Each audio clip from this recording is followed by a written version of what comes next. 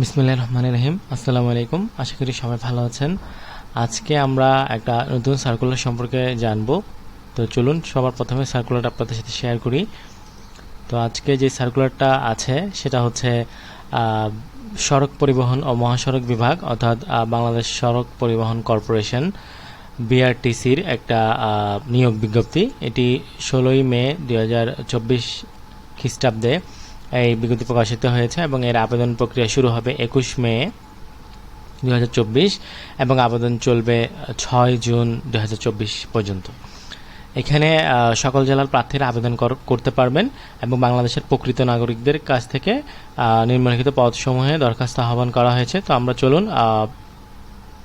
সার্কুলারটা একটু দেখি। তো এখানে আমরা দেখতে পাচ্ছি আমাদের নিয়োগ বিজ্ঞপ্তি। এখানে 1 নম্বর যেই পদটা আছে সেটা হচ্ছে হিসাব সহকারী গ্রেড 1। এখানে শূন্য পদের সংখ্যা হচ্ছে 13টি। এটা হচ্ছে জাতীয় বেতন স্কেল 12তম গ্রেডের সুযোগ সুবিধা বর্ণিত হবে। এখানে কিন্তু একটা শিক্ষাগত যোগ্যতা এবং অভিজ্ঞতা চেয়েছে, সেটা হচ্ছে 2 বছরের অভিজ্ঞতা সহ বিকম ডিগ্রি। তো এখানে যাদের অভিজ্ঞতা আছে তাদেরকে আবেদন করার সুযোগ দিয়েছে। এখানে এই পদে সকল জেলার প্রার্থীরা আবেদন করতে পারবে। এরপর যে পদটা আছে সেটা হচ্ছে উচ্চমান সহকারী বা আমরা যেটাকে আপার ডিভিশন অ্যাসিস্ট্যান্ট হিসেবে চিনি। এখানে শূন্য পদের সংখ্যা আছে 4টি এবং এখানে জাতীয় বেতন স্কেল 2015 14তম গ্রেডের একটা পদ এবং এখানে শিক্ষাগত যোগ্যতা হচ্ছে স্নাতক ডিগ্রি। এখানে একটু জেলার রেস্ট্রিকশনস আছে, সেটা হচ্ছে যে সকল জেলার প্রার্থীদের আবেদন করার প্রয়োজন নেই, অর্থাৎ হচ্ছে ঢাকা, নারায়ণগঞ্জ, কিশোরগঞ্জ। এখানে যেই জেলাগুলো উল্লেখ করা আছে এই জেলার প্রার্থীরা এই পদের জন্য আবেদন করতে পারবে না। আপনি যদি এই জেলার বাইরের কোনো বাসিন্দা হয়ে থাকেন তাহলে আপনি আবেদন করতে পারবেন। এরপর আমরা দেখতে পাচ্ছি জব সহকারী, এটা 7টি পদ রয়েছে এবং এটা 16তম গ্রেডের একটা পদ। এখানে উচ্চ মাধ্যমিক পরীক্ষা উত্তীর্ণ চেয়েছে বিজ্ঞানে এবং এখানে জ্ঞান থাকলে অগ্রাধিকার পাবে। মোটরযান ব্যবহার জ্ঞান থাকলে অগ্রাধিকার দেওয়া হবে, এটা বলা হয়েছে। অর্থাৎ আপনি যদি এইসব বিষয়ে অভিজ্ঞ হয়ে থাকেন বা আপনার কাজ জানা থাকে তাহলে আপনি সেক্ষেত্রে অন্যদের তুলনায় একটু অগ্রাধিকার পেয়ে থাকবেন। এবং এখানেও জেলার রেস্ট্রিকশন আছে, এই জেলার বাইরে যারা আছে তারা আবেদন করতে পারবে। এই জেলাগুলো এখানে এই জেলার বাসিন্দারা এখানে আবেদন করার সুযোগ পাবে না। এরপর হচ্ছে পিওএল অ্যাটেন্ডেন্ট। এখানে হচ্ছে শূন্য পদের সংখ্যা হচ্ছে 10টি এবং আবেদন করার এটা 20তম গ্রেডের একটা পদ এবং মাধ্যমিক স্কুল সার্টিফিকেট অর্থাৎ এসএসসি পরীক্ষা উত্তীর্ণ হলে আপনি এই পদে আবেদন করতে পারবেন এবং এখানেও সংশ্লিষ্ট বিষয়ে যাদের অভিজ্ঞতা রয়েছে তারা এখানে আবেদন করলে অগ্রাধিকার পাবেন। এবং এখানেও একটু জেলার রেস্ট্রিকশন আছে, আমরা দেখতে পাচ্ছি। এসব জেলার যারা বাসিন্দা আছে এই জেলার বাদ দিয়ে বাকি জেলার বাসিন্দারা আবেদন করতে পারবেন। তো এখানে আমরা একটু অন্যান্য জবের সার্কুলারে যেভাবে থাকে সেভাবে একটু হাইলাইট করা আছে, আমরা একটু দেখি। তো আবেদনপত্র শেষের তারিখ থেকে শুরু করে যখন পর্যন্ত প্রার্থীর বয়সসীমা 30 এবং অন্যান্যদের ক্ষেত্রে মুক্তিযুদ্ধ সন্তান এবং শারীরিক প্রতিবন্ধীদের ক্ষেত্রে 32 বছর পর্যন্ত শিথিলযোগ্য। অনলাইনে আবেদনের নিয়মাবলী এগুলো সব জায়গায় একই রকম থাকে। তারপর আমি আবেদনের লিঙ্কটা ডিসক্রিপশন বক্সে অ্যাড করে দিব এবং আবেদনপত্র জমাদানের সময় 21 মে, দুঃখিত এটা 6 জুন না 11 জুন।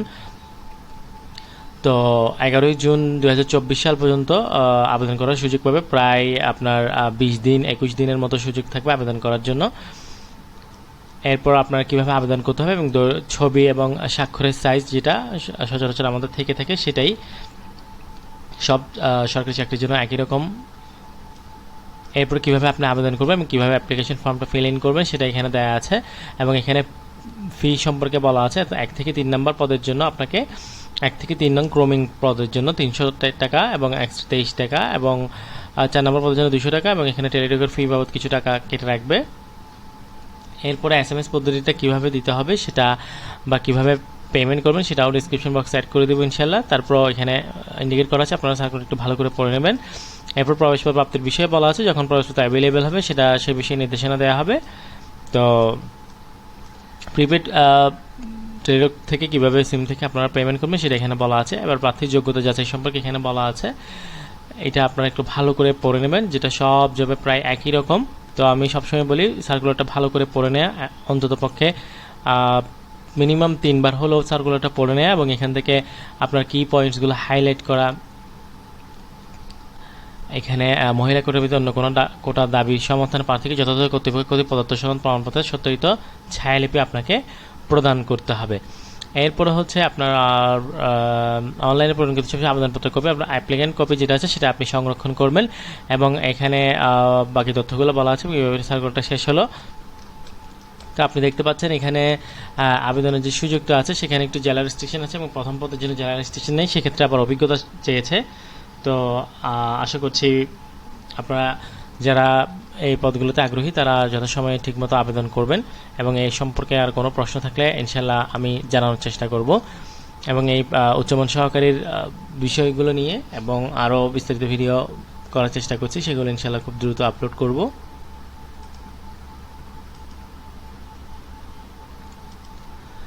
তো এই ছিল আজকের ভিডিও, দেখা হবে পরবর্তী কোনো পর্বে নতুন কোনো টপিক নিয়ে। সে পর্যন্ত সবাই ভালো থাকুন, সুস্থ থাকুন, আল্লাহ হাফেজ।